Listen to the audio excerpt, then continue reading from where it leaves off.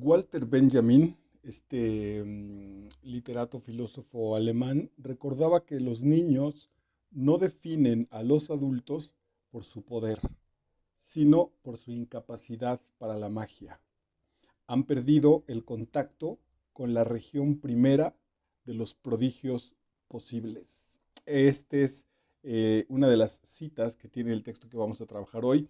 Un texto literario sin duda por su autor.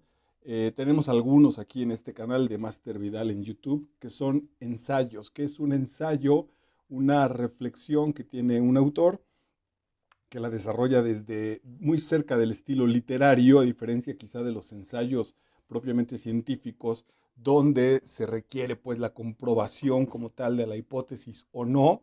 En el caso de la literatura, el ensayo, el autor se siente relativamente libre porque no tiene el compromiso básicamente de nada, pues, ni de divertir, ni de comprobar como tal lo que está pensando, son ideas que va soltando.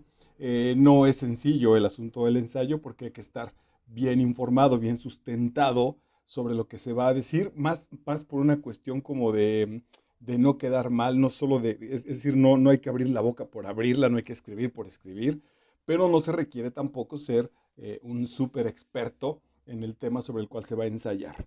Entonces, aquí tenemos algunos muy trascendentales, como pensaba ahorita mismo El laberinto de la soledad del maestro Octavio Paz, y este es muchísimo más relajado porque incluso el tema así lo es.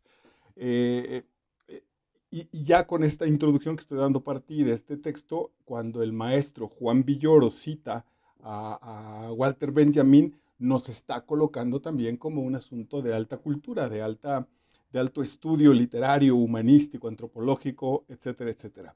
Y va a hablar, y por eso este texto se vuelve importante, es un texto muy cómodo de leer en realidad. Ahorita voy a hacer la distinción, ahorita que te diga de qué se trata, para ver si logro convidarte a que te sumerjas en este texto. Dios es redondo de Juan Villoro. ¿Por qué la redondez de Dios? Pues porque el asunto trata sobre fútbol. Yo me fui al principio también un poco con el engaño de si iba a ser un ensayo filosófico a partir del deporte o de la manipulación que hay en el fútbol, etcétera, etcétera.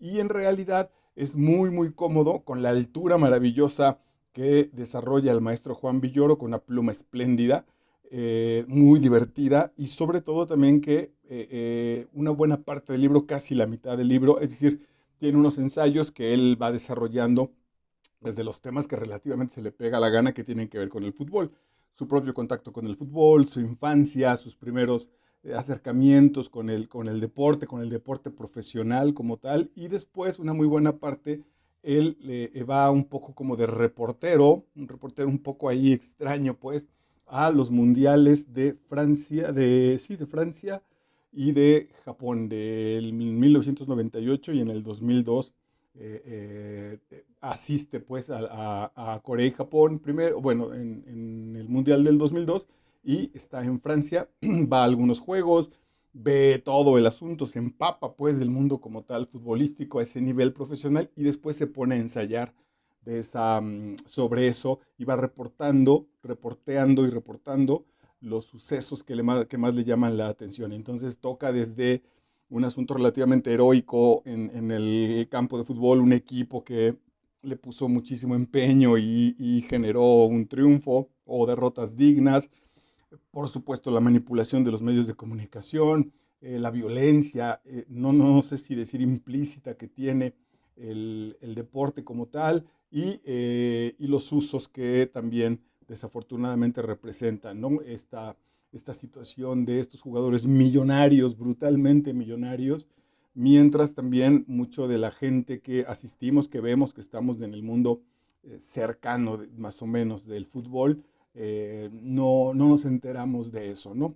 Entonces he tomado cuatro citas, es breve, porque en realidad como esta miscelánea ensayística que presenta Villoro con temas muy variados, sin duda tiene una línea en común, que es más o menos la que te estoy compartiendo, pero no hay nada que explicar del texto.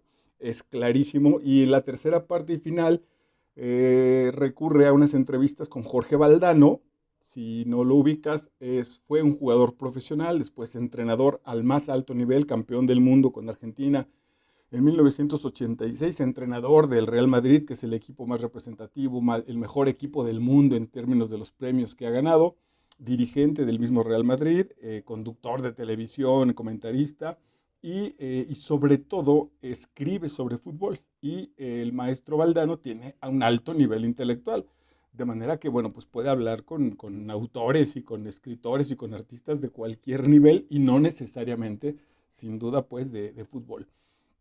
Y entonces ya, en estos ensayos que vale la pena revisar, pues está esto que te digo, como los temas, desde el asunto pasional, la lectura que puede venir a partir de un equipo de fútbol o de un partido de fútbol, de la gente que lo recibe, de la gente que lo juega, de cómo se maneja en un país, cómo puede ser motivación para la población de un país, sobre todo en este asunto de las selecciones nacionales y el desarrollo del deporte, y también el otro lado, cómo es una brutal enajenación, un engaño, una suspensión del mundo y mientras está la cortina de humo del fútbol, hay un montón de problemas que no se solucionan o traiciones políticas, un montón de situaciones nefastas mismas que hoy que coincidentemente presento este texto, hoy es viernes 16 de diciembre, dentro de día y medio se va a jugar la final de este Mundial 2022 en Qatar, un mundial muy criticado porque las condiciones sociales en Qatar, no obstante que no tienen relativamente problemas de economía, las cuestiones de discriminación, de machismo, de sometimiento a las mujeres, de una democracia, etcétera, etcétera, no son las mejores. Y entonces, bueno, pues todas estas problemáticas sociales tienen que ver con la muestra como tal de este deporte. Y entonces una pluma inteligente como la de Juan Villoro hace de manera muy interesante el acercamiento a estos procesos. Uno puede entender qué es lo que está pasando de manera muy práctica, muy sencilla y profundizar tanto en la estructura como tal del juego. Villoro habla muchísimo, como ahorita que está citando a Walter Benjamin, de este asunto de la magia, de este asunto de la tribu, de esta primera uno de los primeros alejamientos del hombre con respecto a la naturaleza a partir de lo lúdico, a partir del juego y finalmente también entonces como desde ahí pues con este asunto tribal también viene mezclado todo esto que ahora te estoy diciendo de enajenaciones, de mal usos políticos, de una sociología bastante nefasta a partir de la mala utilización que tiene el deporte. Bueno, pues vámonos brevemente entonces. Vámonos directamente para hacerlo breve, quise decir. Y repito no te he dado los datos básicos del maestro Juan Villoro. Es un escritor y periodista mexicano que nació el 24 de septiembre de 1956, es decir, el maestro anda en sus 66 años. Al maestro Villoro no sé si él me reconozca de manera directa, posiblemente sí, pero tengo el placer de conocerlo. Nos ha acompañado 2 o 3 veces en las obras de teatro que presentamos con los Colochos Teatro y de manera muy entusiasta. Bueno, brevemente pues, pero es un muy buen tipo. Tiene una bonomía muy clara, es un cuate muy relajado, muy simpático, muy agradable y sin duda alguna pues muy inteligente. Y arranca entonces en Dios es redondo. Walter Benjamin recordaba que los niños no definen a los adultos por su poder, no porque sean grandotes y sean fuertes, sino por su incapacidad para la magia. Los niños han de decir, diría Walter Benjamin, que son estos seres que ya no creen, que ya no juegan, que se toman todo tan en serio, sus cosas tan ridículas, ¿cómo es que se la pueden tomar tan en serio?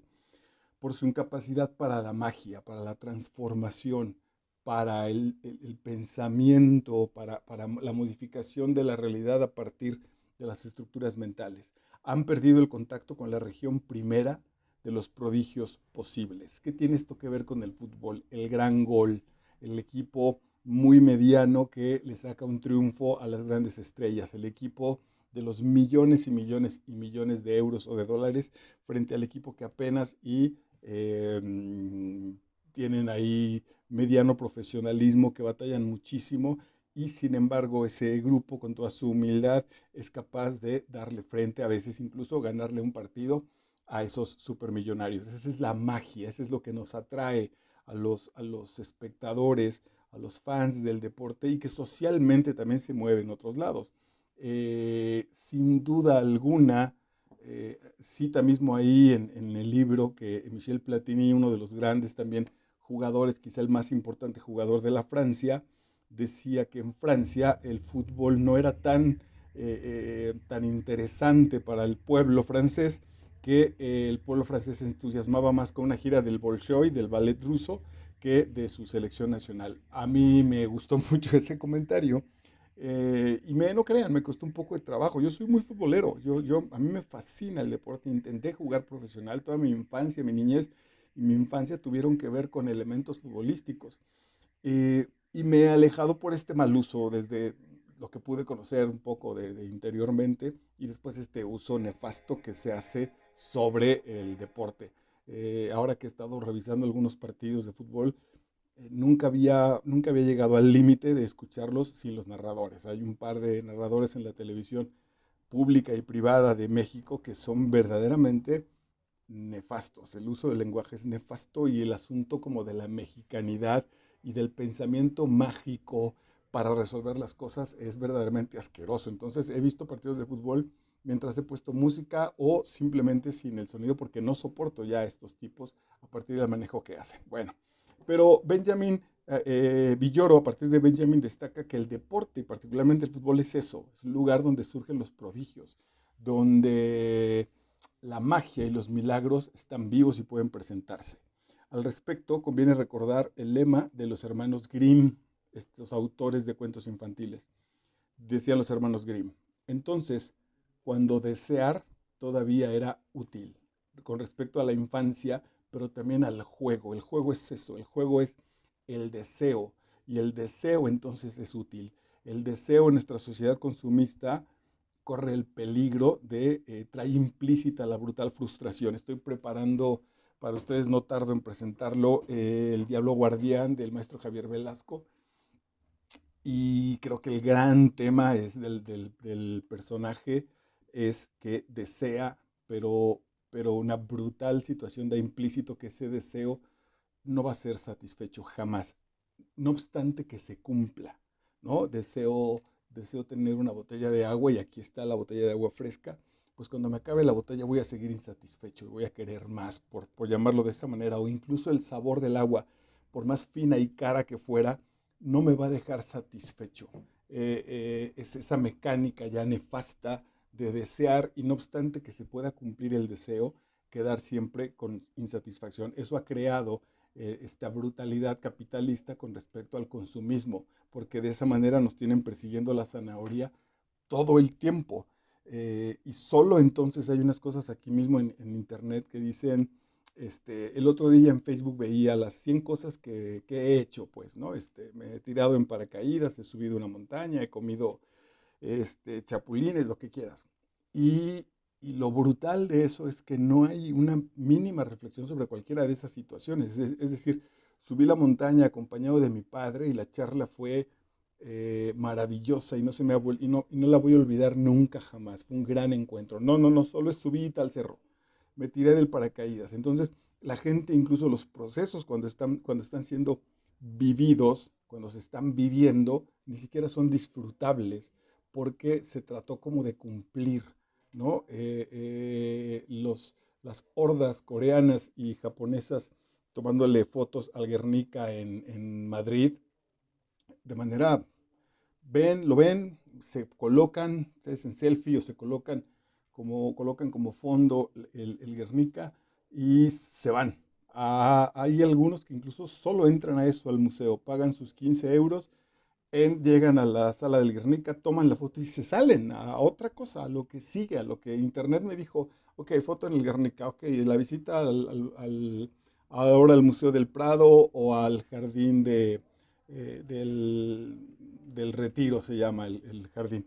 Y no hay un proceso de conocimiento, un proceso de relajación, un proceso intelectual, emocional de que algo está pasando. Bueno, eh, entonces el fútbol, el juego como tal, es ese agujero de fantasía donde todos los hombres y mujeres, por supuesto, podemos volver a ser niños, donde los milagros pueden volver a surgir, donde por más que me enfrente yo en el sentido, por ejemplo, de ser mexicano a un equipo muy poderoso, se puede dar el milagro. Siempre puede pasar algo que puede provocar, que puede hacer que surja la magia y tener resultados nuevos.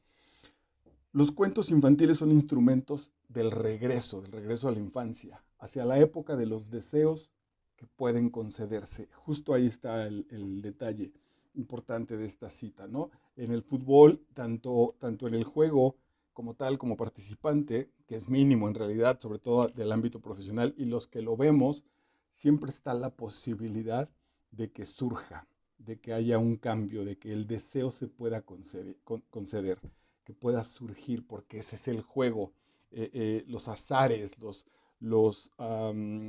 las cosas positivas que hace un equipo junto con los errores que comete el otro, esta mezcla mágica de esta situación lúdica humana, sin duda alguna, puede provocar esos milagros y entonces esos deseos pueden llegar, pueden surgir y pueden aparecer. Ganarle a una potencia como Alemania en el Mundial de hace 4 años era era magia.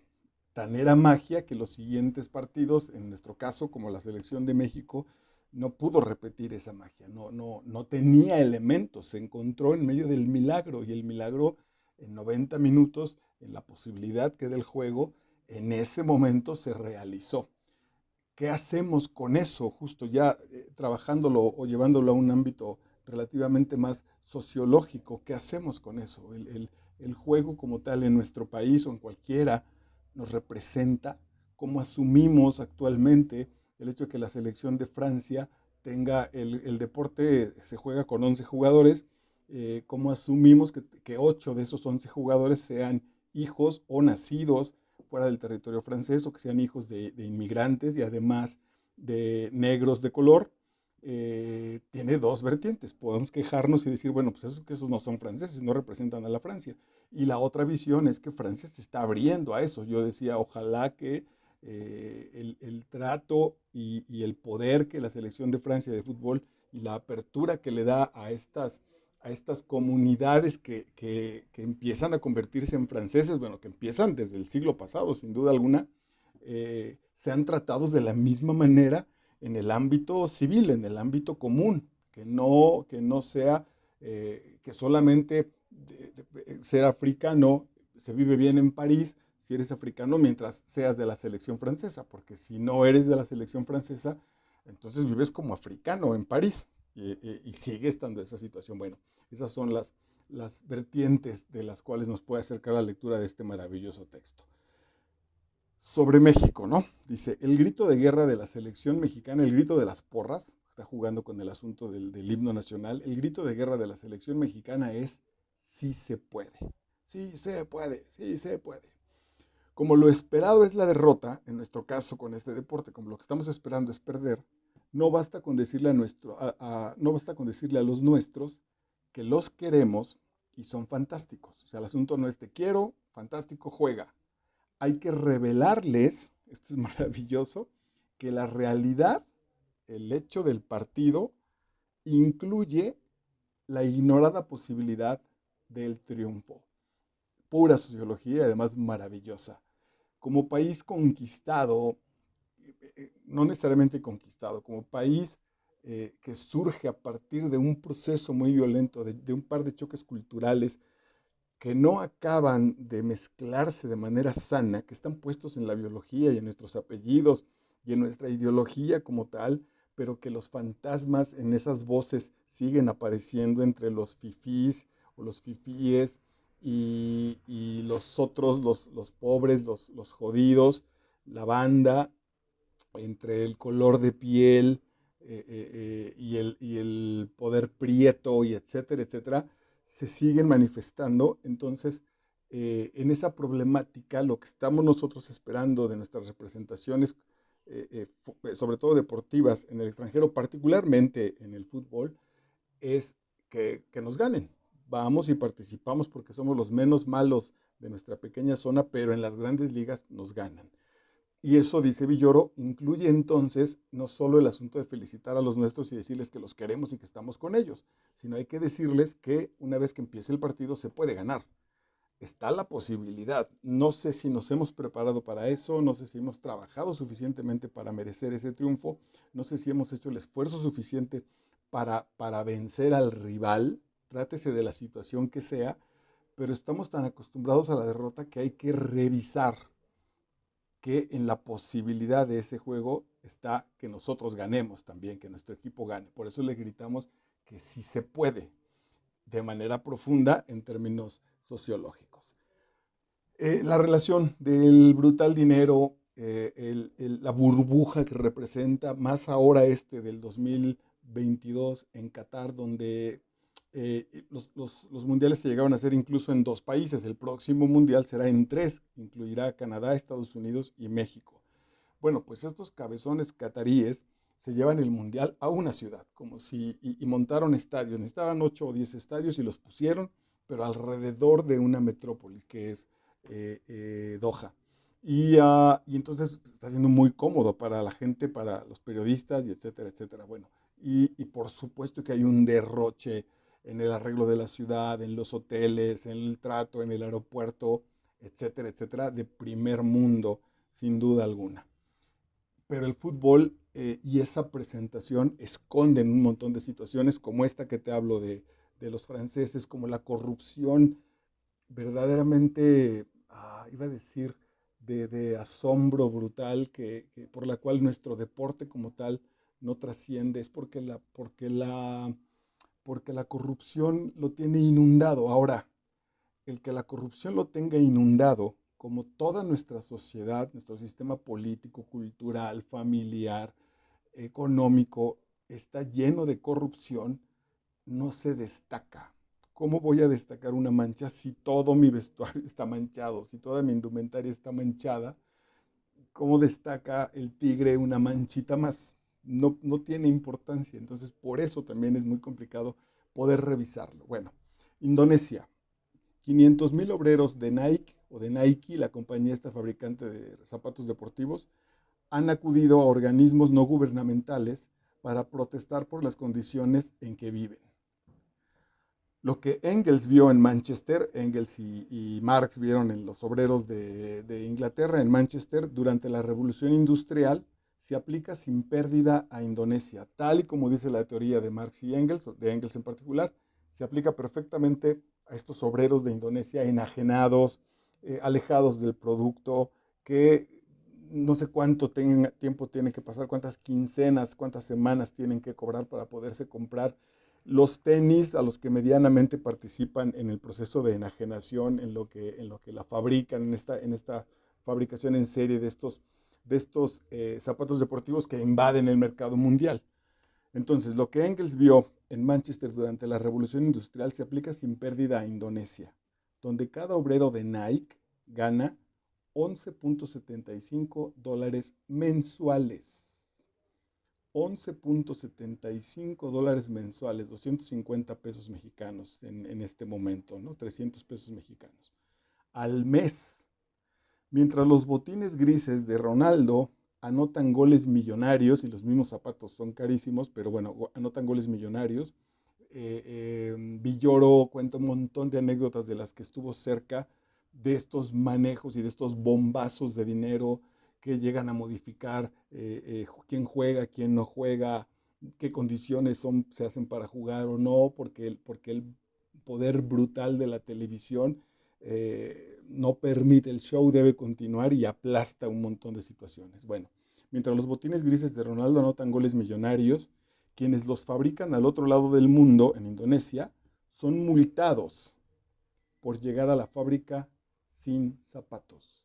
El obrero que llega a trabajar a la fábrica de Nike en Indonesia, descalzo, lo multaban por no traer zapatos. Ahora, no es que no traigan zapatos porque hace un calor brutal en Indonesia, no traen zapatos porque no les alcanza para zapatos, porque con ese salario de 300 pesos mensuales, pues apenas seguramente comerán y apenas satisfacen sus necesidades básicas de sobrevivencia como tal. Entonces no hay dinero para zapatos para los obreros que además los multan por no traer zapatos, estas fábricas millonarias.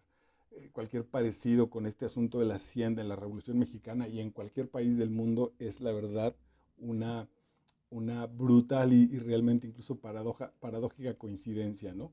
Eh, este dato está muy escondido detrás de el domingo próximo a las 10 de la mañana, creo que es el partido donde se paraliza medio mundo para ver la final de fútbol, ¿no? Con los grandes escenarios, los estadios, las pantallas. Si fuera el caso del fútbol americano, por ejemplo, los espectáculos de medio tiempo que se han convertido también en una especie de suceso aparte, etcétera, etcétera. Bueno, eso está es producido, los cimientos de ese enorme edificio maravilloso y, y, y, um, y brutalmente admirable, con una capacidad de decir, wow, lo que hace el mundo está, tiene como base estos hombres descalzos que fabrican el calzado de Nike o cualquier otra situación de estas Coca-Cola, etcétera, etcétera. Y bueno, finalmente, de esta última parte que te digo que entrevista al maestro Jorge Valdano, dice Villoro. Cuando llegué, dice Villoro, cita Villoro en una entrevista con Jorge Valdano. Valdano dice, cuando llegué al Real Madrid no tuve problema para ser titular, pero en la segunda temporada aparece Butragueño. Luego llega Hugo Sánchez. Entonces tengo que modificar mi estilo para ser útil de otra manera. Yo ahí le quise sacar ese provecho. ¿Cuántas situaciones nos hemos quedado con nuestra necedad, con nuestra manera de hacer las cosas en el mundo y cuando llevan las nuevas generaciones, con esa necedad y con esa fijeza con la que según nosotros las cosas se hacen, también aprendemos a dar las respuestas que hemos heredado de nuestros ancestros, de nuestra gente anterior a nosotros, papás, abuelos, etcétera. Y no aprovechamos la oportunidad de manifestarnos de otra manera. Entonces dice Valdano. Luego llega Hugo Sánchez, entonces tengo que modificar mi estilo para ser útil de otra manera, porque el sitio en el que a mí me gustaba jugar empezaba a ser ocupado por otros mejores que yo. Eso da el juego y eso da el deporte, la posibilidad de, a la hora de enfrentar al otro, despertar ese talento interior para ver cómo se gana, para ver cómo consigo la meta, para ver cómo logro superar esa defensa. Y esa es la parte sana, esa es la parte que debería permearse, esa es la parte formativa. Yo estoy segurísimo que una buena parte de mi alocada adolescencia no llegó a límites tan nefastos o irremediables gracias a la formación deportiva con la que trabajé durante 10, 15 años de mi niñez a mi adolescencia. Esa disciplina deportiva absolutamente futbolera, yo creo que hasta la fecha, incluso como ahora como actor y como profesional de la educación, me sigue sosteniendo. Es también lo que me sigue dando fortaleza física y trabajo y disciplina tomada desde una primera formación infantil. Bueno, pues este es el acercamiento. La invitación está en que no tienes que ser fan del fútbol, ni tampoco te va a dar las herramientas suficientes para acabar de justificar tu odio ante el deporte. Y este es un gran paseo, pues, que se da por este espléndido texto, muy bien escrito, muy divertido, muy profundo y reflexivo. La verdad es que sí es un texto que vale mucho la pena y seguramente empezaremos a trabajar y a presentar más trabajos, más obras del maestrazo Juan Villoro. Dios es redondo de Juan Villoro. Soy Marco Vidal y estuvimos aquí compartiendo en Master Vidal en YouTube. Nos vemos en la siguiente entrega.